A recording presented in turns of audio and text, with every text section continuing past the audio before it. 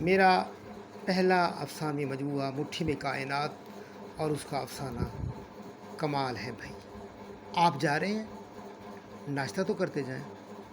تم نے بنا لیا اور میں نے کھا لیا، رات والی بات سے ناراض ہیں؟ کیا نہیں ہونا چاہیے؟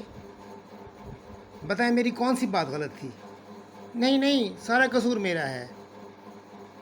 آپ ہی بتائیں، پچھلے 2 سال سے آپ ایک ہی تنخواہ پر کام کر رہے ہیں، ایسا کیسے چلے گا اور کب تک چلے گا؟ مہنگائی کی تو خبر ہوگی نا آپ کو، 5 کی چیز 10 میں ملا کرتی ہے۔ تو تمہارا کیا خیال ہے، میں نے سیٹھ صاحب سے درخواست نہیں کی ہوگی؟ کیا فائدہ ایسی درخواست کا کہ کچھ واصل وصول ہی نہ ہو؟ کرونا کے بعد سے وہ اپنے 2 ملازم نکال چکا ہے، وہ 2 بندوں کا کام مجھ اکیلے سے لے رہا ہے اور ایک ڈھیلا بھی تنخواہ نہیں بڑھا رہا۔ اگر اسے کوئی ڈھنگ کا بندہ مل جاتا تو کب کا مجھے نکال چکا ہوتا۔ میری آنکھوں کے سامنے کئی لوگ ملازمت کے لیے آتے رہے اور مجھ سے کم تنخواہ پر سارا کام کرنے پر راضی تھے، مگر سیٹھ کو ان پر اعتبار نہیں تھا۔